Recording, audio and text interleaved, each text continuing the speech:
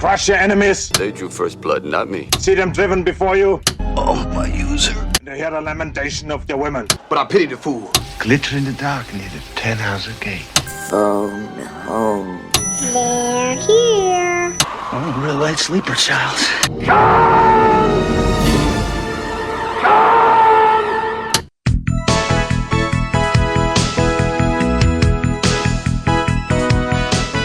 Welcome to Vintage Video, where we're rewatching the 80s so you don't have to. We'll be reviewing every major film release of the 1980s in chronological order, overanalyzing what you've seen and spoiling what you haven't. I'm Patrick O'Reilly. I'm Jesse Bayless. And I'm Richard Wells. And today we're discussing Battletruck, aka Warlords of the 21st Century, released April 1st, 1982. It was written by Irving Austin, John Beech, and Harley Cokeliss, directed by Harley Cokeliss, and released by Roger Corman's New World Pictures. Brian Tyree Henson was 1 day old today. Happy belated birthday, Brian Tyree Henson. Writer-director Harley Cokeliss came to the plot of his earliest draft of Battletruck in much the same way that George Miller was inspired to write Mad Max. The oil shortages of the 70s and enormous fuel tankers used to resupply gas stations seemed to foretell the potential future breakdown of society wherein people would be forced to fight over scarce resources. In the mid-70s, Cokeliss was attached as director to a film adaptation of Lynn Carter's Thongor series, a sort of Conan the Barbarian ripoff, and producers had sought former Mr. Universe Arnold Schwarzenegger to play the titular Thongor character.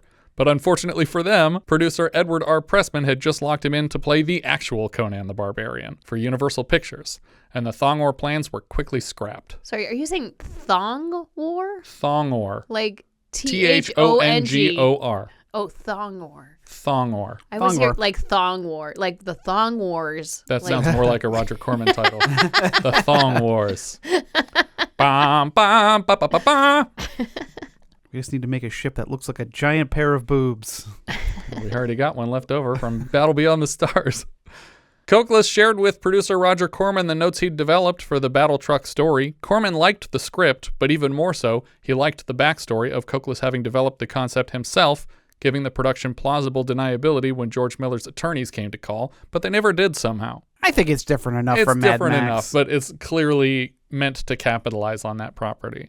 The decision was made to shoot in New Zealand because of grants in the region, of course, with a majority New Zealander cast and crew to escape the jurisdictions of the ongoing writer strike. The UK-New Zealand co-production shot for 7 weeks in Otago, New Zealand. The role of Hunter was considered briefly for Ed Harris, the director's first choice, but Corman shot him down, and Colonel Straker was considered for John Vernon. Yeah, John I Vernon. can see that. Yeah. And he's a staple Corman guy. Yeah. The titular Battletruck was the biggest prop ever constructed in a New Zealand production and had a top speed of 40 miles per hour. When Battletruck failed to make the predicted splash in the New Zealand box office, Corman retitled the film Warlords of the 21st Century for the American theatrical run. Never mind that, according to the trailer, the film takes place in 1994. 1994. Which is decidedly not the 21st century. Do you guys recall the last film we covered to take place in the fictional future of 1994? Was it Looker? No. I might need a hint. It wasn't a post-apocalyptic story. Heart beeps? It was originally supposed to take place in 1984 until Golan and Globus said that that's not futuristic enough. But instead of pushing it 100 years, they just went 10 years. So they ruined the whole 1984 thing. It was supposed to be about government overreach and stuff. Oh, okay. It was supposed It's to be... a musical. One of the songs has 1994 in it. Yeah, The Apple? The Apple. Yeah. That's correct.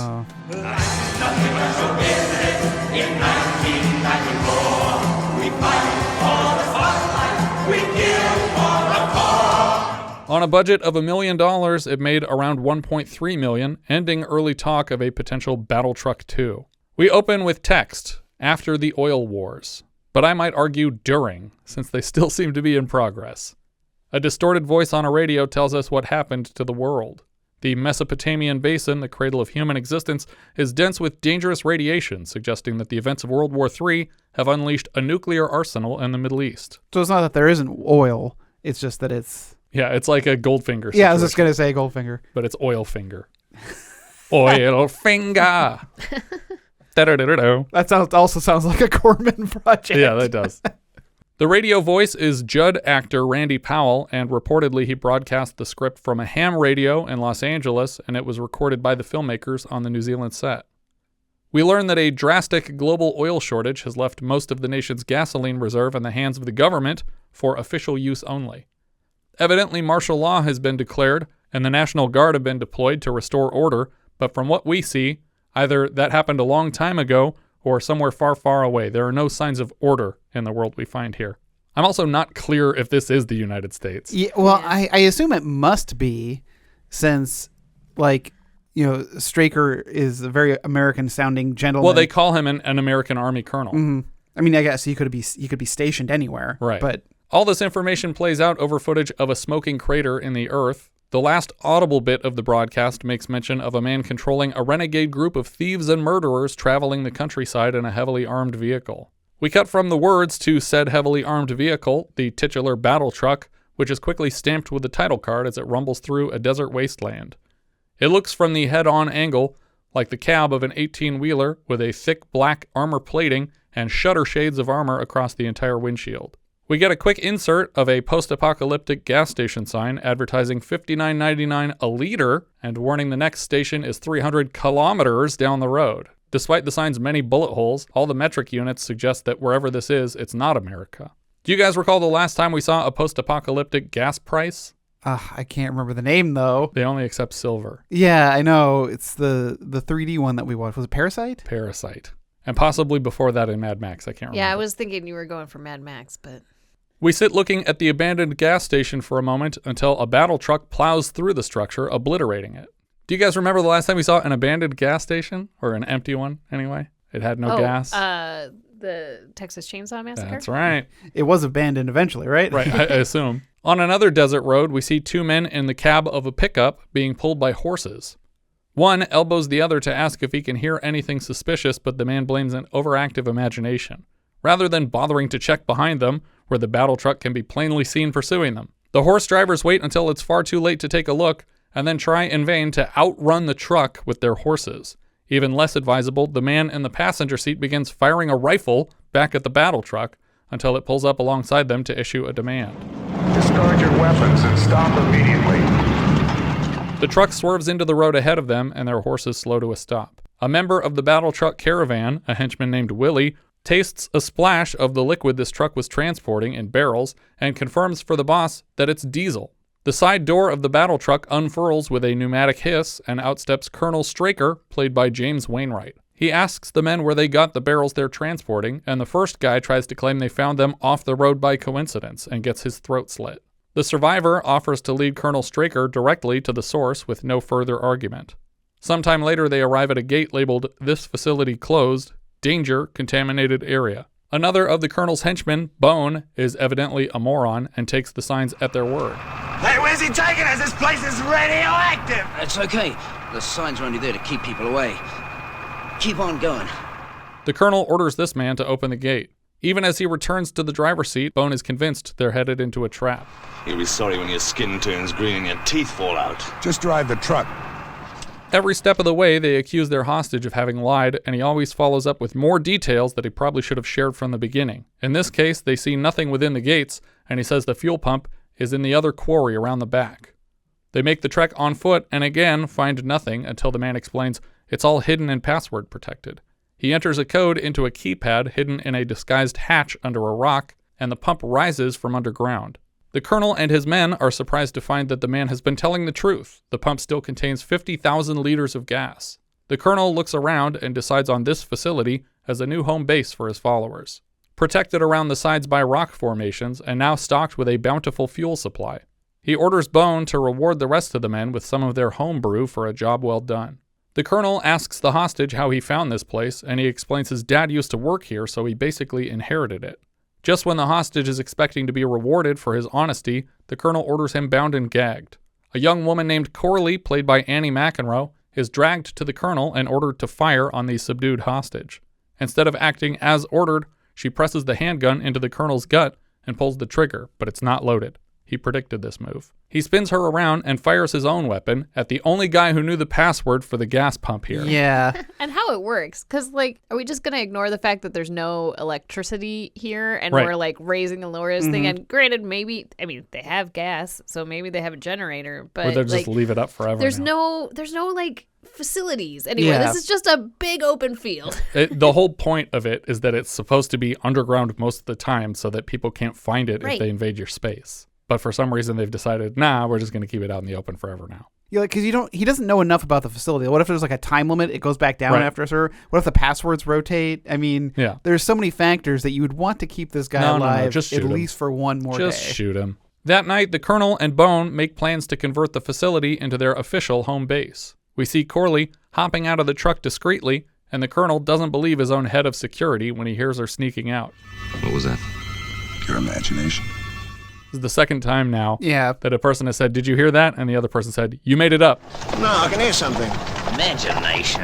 And then it actually was the thing. Right. She cuts her way through the fence around the camp to escape, and it seems like the Colonel just watches her go. I can't tell if he sees her. Yeah, I wasn't. I figure he didn't see her. Because but- otherwise he would go get her because he Yeah. obviously wants her back. The next day she walks a road alone when suddenly a carload of the Colonel's men roll up behind her. For some reason, she runs along the road so they can quickly catch up, but then we're watching the chase from above through night vision goggles. We get a reverse angle of Michael Beck, as a character we'll come to know as Hunter, watching the interaction. The men in the Jeep literally swing a lasso at Corlie to wrap her up, and Hunter hops onto his motorcycle to intervene.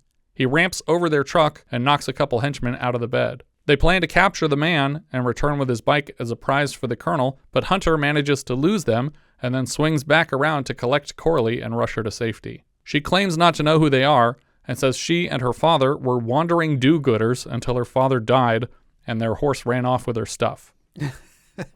Perfectly plausible. Yeah. She was just looking for food when the gang showed up to harass her. She asks if he has any food, and he orders her back on the bike so he can deliver her to his home, where he refuels his bike with methane made from chicken waste. He wants to take a look at her leg wound because untreated injuries can be a terrible danger out here. Most things get better if you give them the time. Not gangrene. He promises to be careful and then slices open her pant leg with a razor-sharp knife in what looks like a very careless swipe, but he managed not to injure the actress here. He dresses the wound a bit, but insists on transporting her to the nearby peaceful enclave of Clearwater Farm, where a surgeon might properly stitch up her leg. She makes the case for staying here and caring for Hunter's chickens and farm while he's away, but he doesn't like people, and eventually she relents. Yeah, she calls the person there a healer. And I was like, Right. I feel like not enough time has passed for us to resort to like ancient ways. Right. They have a medicine man. Yeah. It's like, no, I think it's just, you could just say that they have a medical person or doctor. That's true. It does seem weird to be reverting that far back already. He dumps her at the Clearwater gate, and as he speeds off, John Ratzenberger, as Rusty, flies through calling for him, but it's too late. Hunter! Hunt! Oh, damn. I wanted to show him that new short wave I've been working on. Picked up a signal from Radio Mecca. Well, prayers mostly. Damn. Corlie explains that Hunter told her to ask for him, and he invites her inside the walls of their community. They have enough turnips to at least survive and run on a strict democracy, which includes voting to accept or reject new citizens. Rusty assures her that as a single woman, she's almost guaranteed a slot because Clearwater is a sausage fest. I think that his John Ratzenberger's character here, I was thinking about all the Pixar characters that he plays, and I was like, he's kind of like the Yeti, where he's like super desperate to have friends. Yeah, that's true. But it's funny because how comfortable she is talking to him makes her feel desperate specifically to be with him, because he's like, "Are you single, by the way?" And she's like, "I'm extremely single." It's like, all right, cool off, lady. A woman named Charlene in a red cloak appears and whisks Corlie away to address her wounded leg, which Rusty had thus far failed to notice. I guess she's limping or something? Yeah, she's limping. Later, we see Corlie in one of their communal buildings reading Cinderella to a group of children. They show this other young man, Right. and I thought for sure it was Hunter. Like, I don't know why. Like, I thought, wait, he's there? And then I realized, oh, wait, no, this is a completely different character. That's funny. But I don't know why he just... I thought it was him. That's funny. And I thought it was him for a big portion of this. I just like, let you know. I don't understand. I thought he left. Yeah, exactly. At the end of the story, a girl named Zoe stands to give Corlie a hug and compliments her necklace, so Corlie gifts it to the girl. Charlene kicks off a vote to accept or reject Corlie's application for amnesty, and she is grilled by a man named Judd, who seems not to trust Corlie or Hunter, and demands to know where they can find Hunter's place. Corlie claims not to know the way because she's new to the area. Why does Judd need to know this? Because he just doesn't trust the guy. Like, it's like, why do I need to know where he lives? Really what's going on is people like Hunter more than they like Judd, and he doesn't like that. So he wants to know where the guy lives so that he can go check him out, by which he means slit his throat in the night. She's also lying. She knows how to get back to his place. Judd tries to make Corlie choose a side between Clearwater and Hunter, but when Charlene opens the vote, everyone, even Judd, approves her admittance. Later, we see Corlie working in the Clearwater orchard, pruning what looks like a dead tree in the middle of winter. Like she's just cutting off branches of a dead bare tree. Yeah. What are you doing? Do you know how to care for a tree? You've lived in a Battletruck your whole life. Yeah. I didn't tell them that. She's invited by one of the local bachelors on a night walk to see the full moon this evening and doesn't shoot him down, but her answer is very non-committal. If I'm not too tired. Maybe. Charlene notices, like Hunter did earlier, that Corlie's hands show no signs of manual labor, but before she can explain herself, she hears the mechanical hum of the approaching Battletruck and freezes in terror. Judd can tell that some evil has followed her here and demands an explanation, but Charlene drags her to safety behind the town gate. Amusingly, in a wider shot, we can see that rather than circling the community, the gate is just 40 to 50 feet long. It's just corrugated fencing that anyone could easily walk around, and yet they close and lock the gate to ineffectually keep out the titular Battletruck.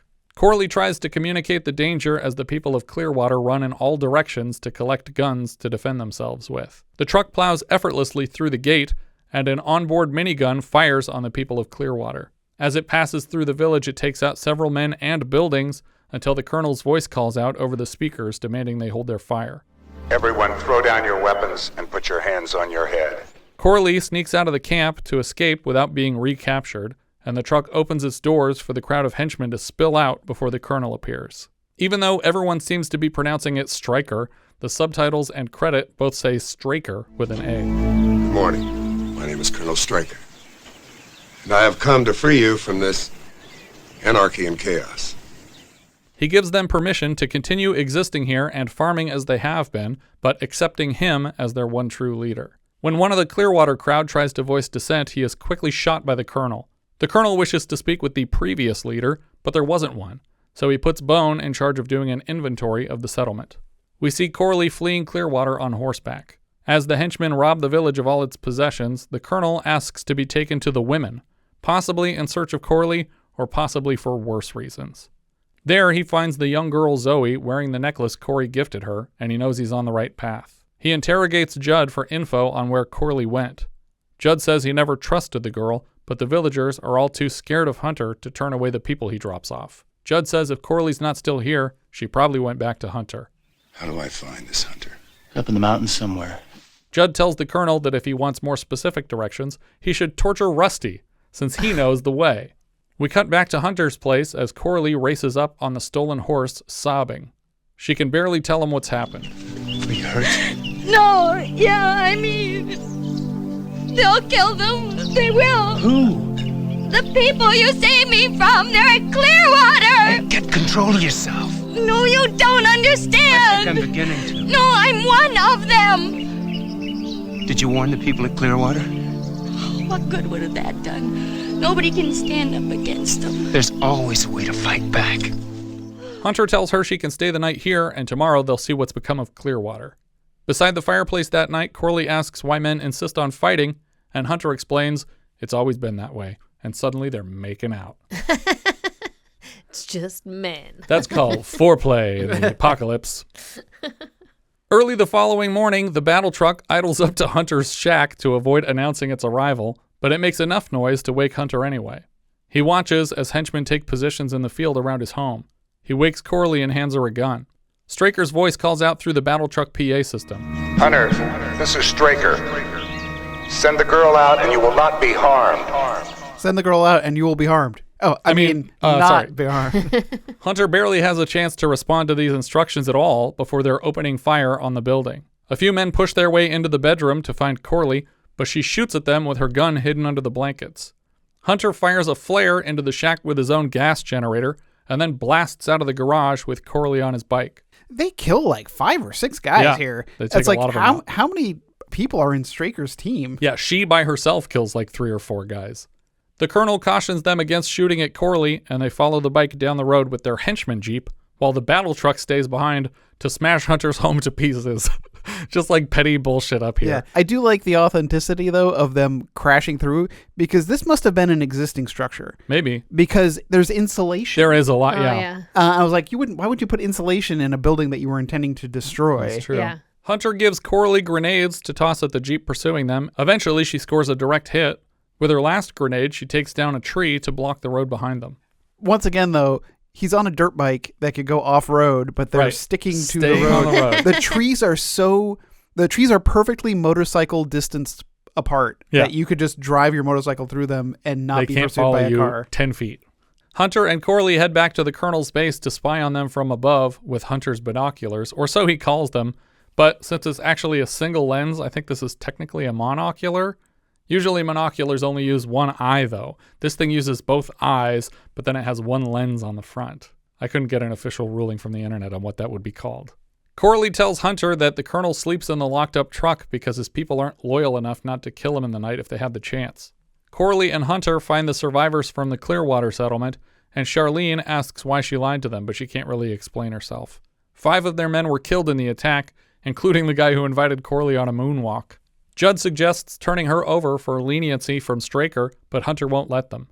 Corlie agrees to leave willingly if that's what they want, but Hunter isn't ready to blindly accept the colonel's leadership. Hunter goes to find Rusty, fearing the worst. Rusty was the only person who could have led the Battletruck to his home, and Hunter learns they tortured Rusty for the information by burning his hand down to the bone. Hunter forgives him and assures him nobody could withstand that pain. You could have? No. I'd have done the same thing you did. Maybe not. Hunter recruits Rusty's technical skills to construct armor and explosives to take back their settlement from the colonel and his men. Rusty laments that his work will be slower one-handed, but his apprentice steps in to offer his own hands to the cause. Hand? Use mine. I've been watching real close. I can do all your stuff. Do you guys recall the last time we saw someone whose hands were destroyed by terrorists, lamenting that they could no longer pursue their life's work, only to be offered the hands of a friend to work with? That's so oddly specific. A terrorist. What kind of terrorist? The usual kind. They show up to disrupt things. I feel like this should be obvious. Yeah, that's a very specific clue that I cannot. I'll tell you that Mr. Sterling is screaming at his podcast right now. Oh, is it the swamp thing? That's correct. You can start your work again.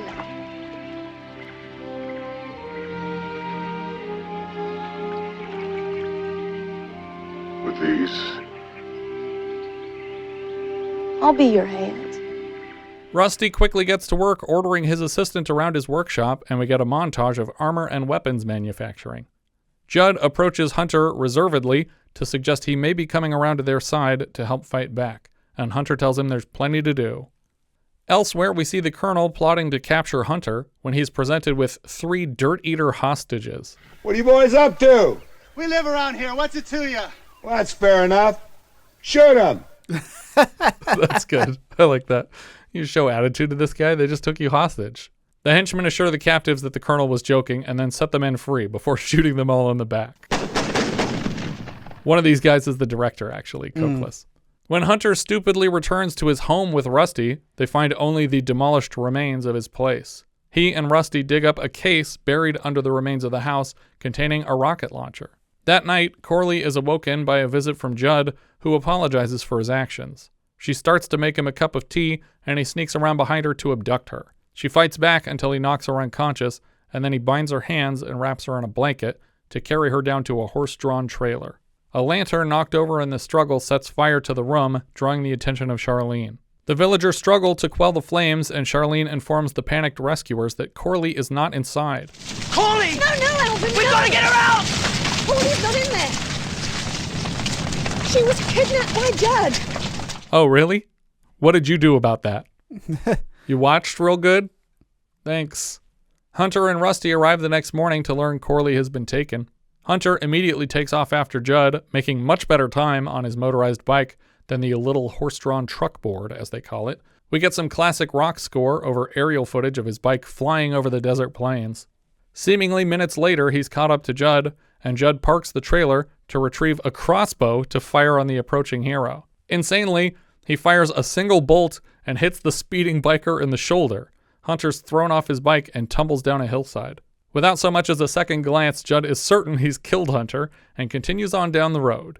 When he comes to the gates of Straker's stronghold, he's waved inside when the gatemen see what he's brought with him. The colonel orders Bone to carry Corlie to his quarters while he speaks with Judd in the opposite end of the Battletruck. Immediately, the colonel is beating the shit out of Judd, and he doesn't understand why. He has scratches on his face from where she resisted her abduction, and the colonel is furious to learn this man took her by force. How dare you touch her? Judd promises never to lay a hand on her again, and the colonel cracks him in the face with a headbutt and then welcomes him to the gang officially. Out on the road, Hunter grunts back to life and tries to remove the crossbow bolt from his chest by hand, but it's in there real good. Well, you're also not supposed to do that. No, probably not. Yeah. It's also probably covered in feces. Oh, That's true. What? That's what you do for. And it's also the apocalypse. Everything's covered in extra feces. damage. That's what I do. I'm sticking arrows up my butt. What? It does poison damage. Hunter bleeds profusely as he gets back on his bike to ride to Clearwater. Judd leads the colonel and some men to Hunter's body, but it's not where he left it. I know I hit him. I saw him fall right there.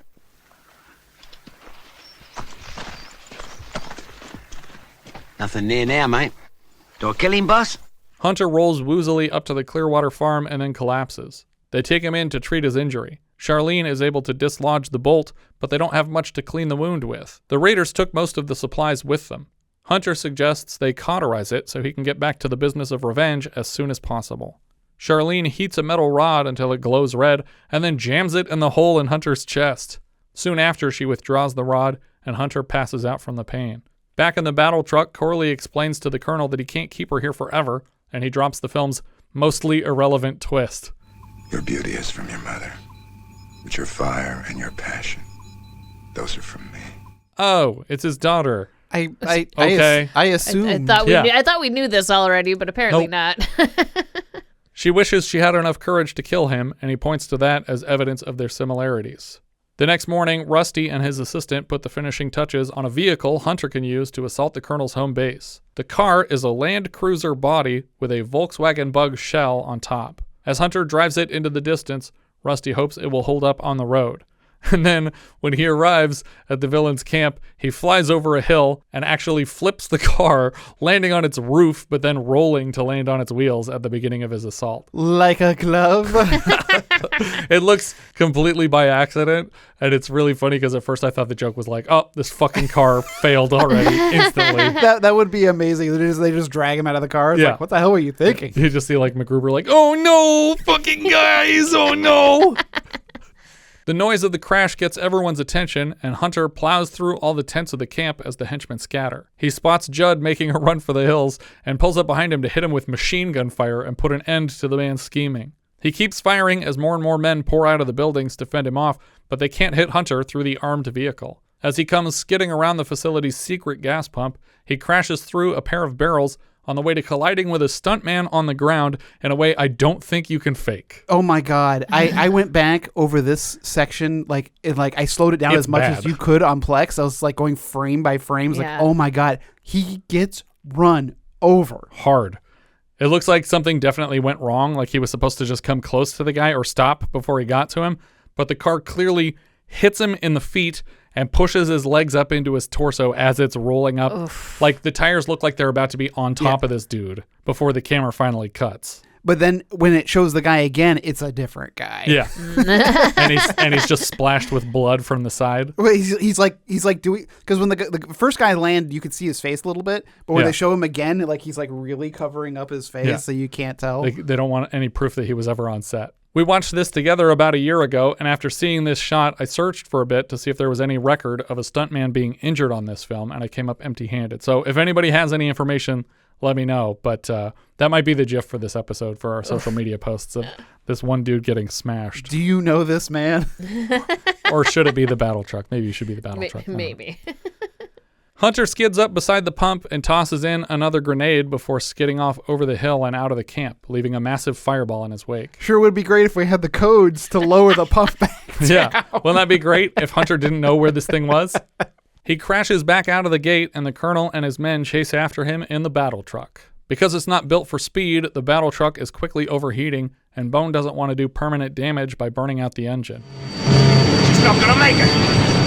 I'm not gonna let you do it to her. You're not gonna wreck my truck. It's not your truck, dumbass. It's so great.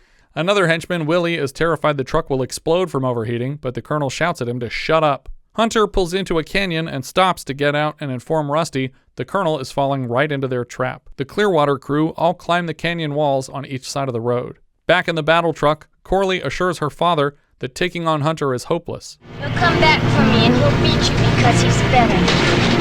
Over my dead body. Yeah. That's exactly what I meant, Dad. Yeah. Dad, my boyfriend's gonna kill you. He'll have to kill me first. All right. Hunter's finally showing signs of wear and tear, gripping his chest as he runs around the outside of the battle car. Is it a battle car? We have a battle truck and a battle car. Battle bug. Battle bug. I called it the Beetle truck first. And I was like, that doesn't make any sense because it's not a truck or a beetle, really. Whatever. Battle car. When battle beetles battle and a never mind. When Tweedle Beetles battle and the battle's in a puddle, they call it a Tweedle Beetle puddle paddle battle. Yeah, something like that. And when these beetles fight their battles in a puddle in a bottle, they call this a Tweedle Beetle puddle paddle battle bottle. I think there's some poodles and noodles in there too. Poodles and noodles and doodles. I thought it was battle beetles make better batter. No. I don't even know what you just said. I thought it was Big Bad Beetle Boards. There you go. That's what it's called. We all couldn't remember the name of that show. I was referencing bitter butter makes better batter. Oh. Butter. You know who does the voice of the butter in that commercial or the parquet? Who? It's the guy from C-Lab 2021 that's always sitting in the chair at the television. Oh. It's the same guy that does the voice of the butter. I don't remember where I found that out. But I was like, holy shit, he's the voice of the parquet butter. The truck comes rumbling down the road into the valley, and Hunter takes a position with his rocket launcher. He's not quite as good as Judd because he completely misses the truck with his first shot. Maybe we shouldn't have been so far away. Or so mean to Judd. Maybe if Judd was still on our team, we might have won this fight. Yeah, he's like, let me make it up to you. Let me take the shot. Yeah, but the second rocket hits the tail end of the truck and sets the back half on fire. The colonel sets a course for Clearwater because he can't turn, so he just has to go wherever the road goes. Corlie makes fun of her dad for running away. Hunter gets back on his bike and chases after the battle truck, which is somehow no longer on fire or even visibly damaged from the outside anymore. Do you guys recall the last time we saw a motorcyclist take on a semi-truck? I do not recall. Night Riders. Oh. Also starring Ed Harris. Okay. Wait. That didn't go so well, though, did it? Oh, no. He just rode it right into the grill, and then he disappeared like a fucking Jedi into a bunch of tumbling plate mail on the freeway. Do you guys recall the time before that? Oh, no. The dude's eyes bulged out of his head right before he hit. Oh, was that Road Warrior? Nope. No. But you're in the right franchise. Think of the one we've Yeah, covered. Mad Max. There you sorry. go. I was like, because I'm pretty sure that happens in Road Warrior too. Oh, maybe it does. But yeah, I'm thinking of when the guy smashes into the front of the truck when his eyes are bulging out of his head. Because he loves that. Right. Because John Lithgow does that in The Terror at 10,000 feet. Yeah. Or whatever. 20,000. 20,000 feet. 10,000 feet's not high enough.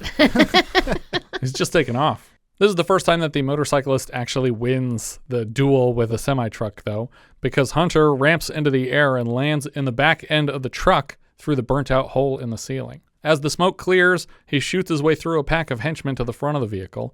Bone has taken all the abuse he can and tries to pull a gun on the colonel and is quickly gutted for his insolence.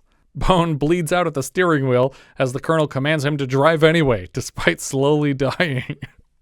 Hunter shows up to shoot henchman Willie in the cab of the battle truck and then fights the colonel mano a mano while Corlie does nothing to course correct the veering battle truck as it swerves off the road. She does really try to egg Hunter on by screaming, "Kill him! Yeah. Kill him!" Yeah, but she's not dealing with the truck part. Which is and currently going straight to the cliff. And she's not helping kill her dad. Like, what are you doing? You're not doing anything. She Contribute. does sort of join the fight here because she like grabs him by his shoulders, but it looks more like a shoulder rub than an attack. But it's long enough to give Hunter the upper hand, and he bashes the colonel's face repeatedly with what looks like a fire extinguisher, which would have come in super handy if the truck were on fire a second ago. But none of the henchmen ever went for it. Hunter grabs Corlie and drags her to the back of the truck to jump out just before the vehicle goes flying off a cliff with her father, the colonel, inside. He stumbles blindly through the battle truck in search of escape, but he's too late, and he rides the truck over the edge to a massive explosion at the base of the cliff. Beautiful. Really cool shot. This is great. The only thing that upset me was that it lands in this beautiful, pristine, clear blue river. Yeah. I was like, oh, no, why'd you do that's that? kind of gross. Yeah.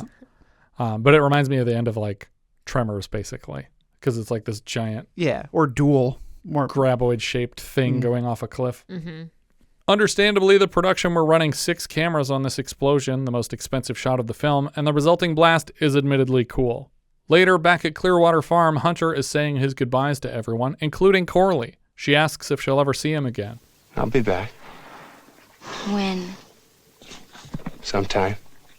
She gives him a parting kiss, and he mounts a horse to ride off to the horizon. As she watches him go, the credits roll. The end. Battletruck. He's not coming back. No. I don't need people. You need people. I need person. Me. And he goes. That's all he needs. He just needs to be alone. Leave him alone. That's Battletruck. Very simple story. Yeah, and it plays simple gifts all throughout the entire movie. God. Yeah, every time they're at the village. Misplaced. Yeah. And it's weird, like, it's like an off-tune version of the song. Yeah.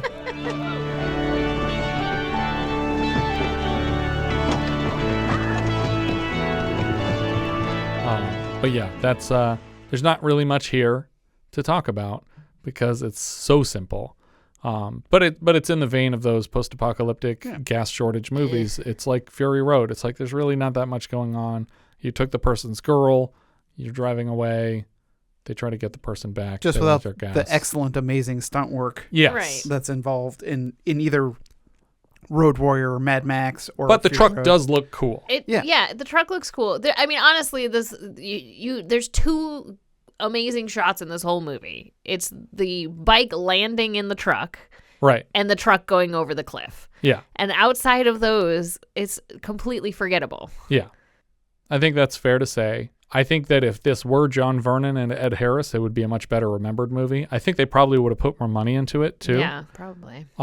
But I mean, they might have had to, because I would guess that Ed Harris would ask for more money than Michael Beck would.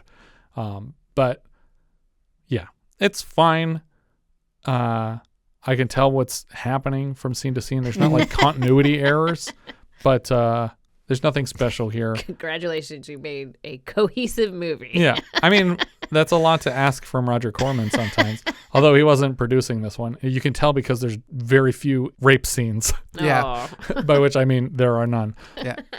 There's no inexplicable puppets being alive. Yeah. There are no vaguely underage actresses being forced to strip in any of the scenes, which usually means that Corman acquired it and that he didn't pay for it up front. And he wasn't allowed to do reshoots. Yeah. Or hire anyone to do reshoots for him. But yeah, that's Battletruck. I would say, honestly, kind of a thumbs down. I don't think it's worth your time. Watch the trailer. Every cool shot is in the trailer. And you get the point. Yeah, it's a thumbs down for me. I'm giving it a thumbs down, but I don't hate this movie at all. No, it's not bad. It's just not a thrilling. It's not a thrill ride. Yeah, it's nothing special. I would never recommend this to No, someone. it's not worth the time. Yeah, like Road Warrior or Fury Road, infinitely more entertaining.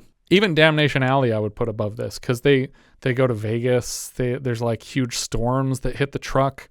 It's another just I think we watched that one too. Yeah. So and that truck's a little bit cooler looking even than this one. I like the truck here, but the Damnation Alley truck with the big tri-wheels Yeah. Well, and there were multiple vehicles fighting each other in that one, right? Or maybe not. I can't remember. I feel like this movie needed Straker had too many people. There's no way they were all in that truck. And I don't know why they were all on his team. Like, what did he have over them other than he would kill people at random? Because so could they. Yeah. Like, if he's so worried about getting his throat slit at night, why does he not care that people could shoot him during the day? They all have guns. Yeah. And his plan of I'm gonna take all the supplies that this village has that I am planning to use to grow food for me.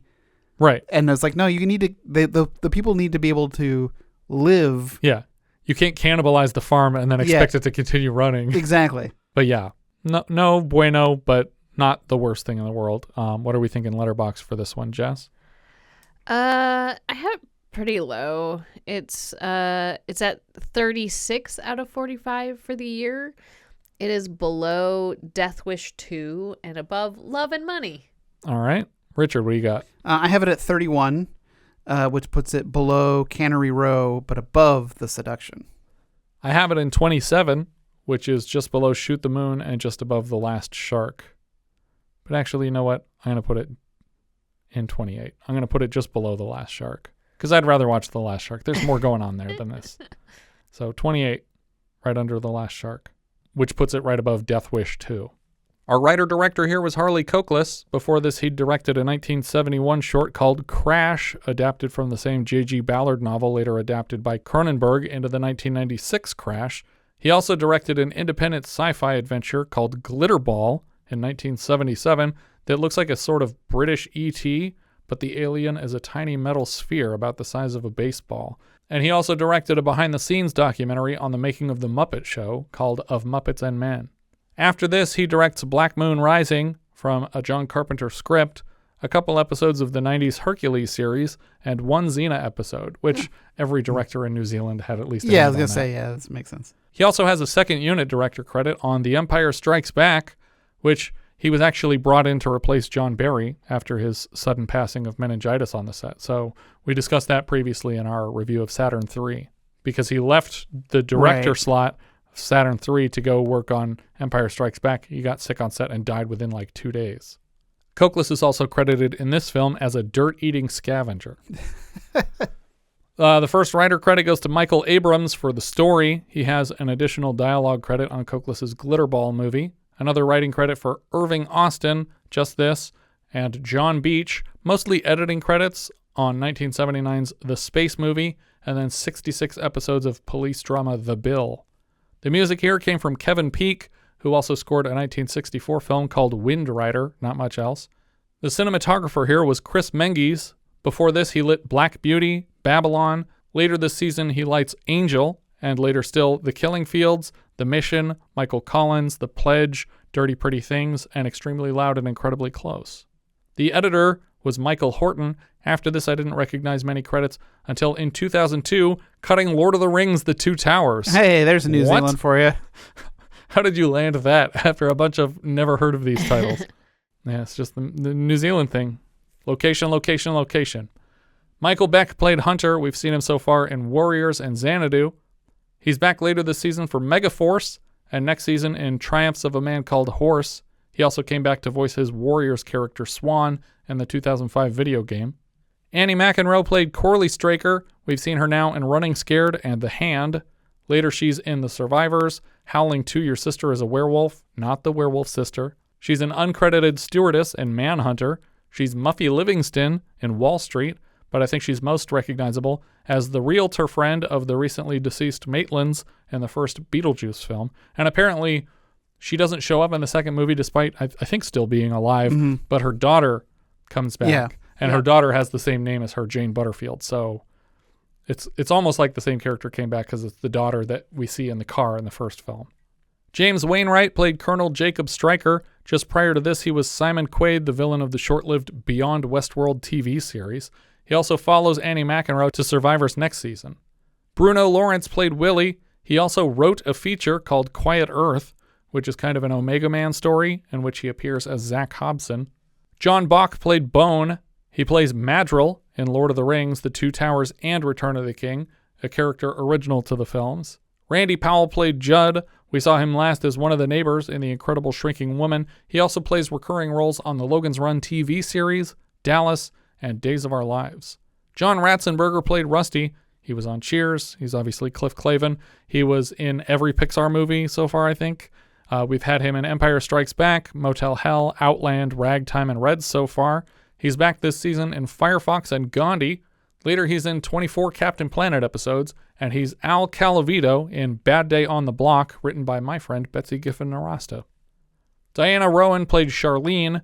After this, she was a shepherd in one episode of Xena, but she works mostly in casting now, including for most of the Hercules and Xena episodes. I was going to say. Yeah.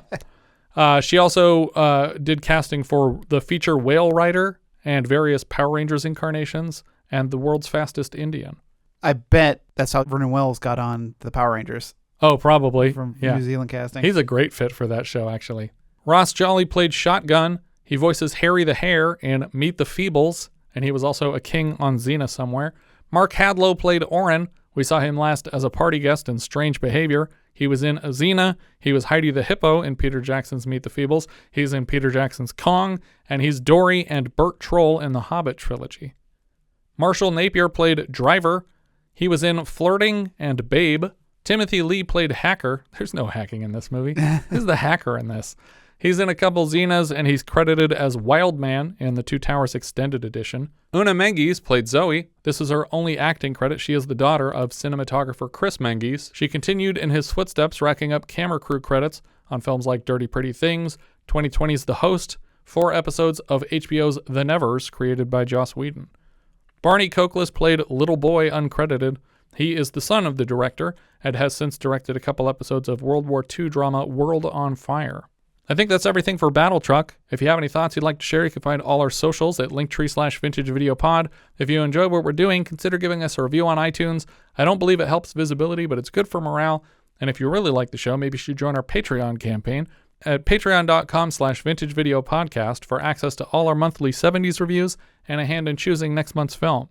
Patrons are currently choosing between Alice Doesn't Live Here Anymore, Black Christmas, The Destructors, aka The Marseille Contract, Emmanuel, Freebie and the Bean, The Godfather Part 2, Island at the Top of the World, Journey Back to Oz, The Man with the Golden Gun, Messiah of Evil, The Towering Inferno, and Young Frankenstein for a 50th anniversary review next month.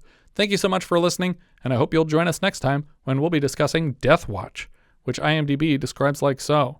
In a future where dying of illness is very rare, terminally ill Catherine Mortonhoe becomes a celebrity, and Roddy, a man with camera implants in his brain, secretly records her for a morbid TV show called Death Watch. We leave you now with the trailer for Death Watch. Never been done, has it? This kind of thing. A new process. I'll be the first one ever to use it. Whatever I see, it's on film. Forever. Why did you let them do that to you? This way I'll never forget how pretty you are. You can blink. Doesn't show at 19 frames. Now we pause for a few brief words from our sponsors. Whatever it is, whatever it takes, I want it fixed. There's no cure for your condition. How long? 2 months. Less. She's a good choice, Vince. You're about to become a celebrity. They pay you to die in public. To die young in public. Look how shy we become about death. It's the new pornography. There are private things. Are there? This isn't the worst way to end a life. This is the only death I've got to sell. This lady won't die easily, Vince. Doesn't anyone else think what you're doing to her is obscene? It's because it's real. Who are you? We can't stop now. You risk losing everything. Well, that's the chance we took.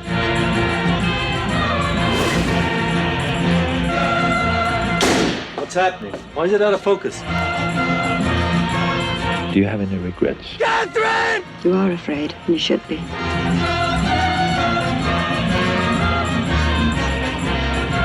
I don't want to die. What a circus, and for what? The ratings? Where's the camera? Can you guess?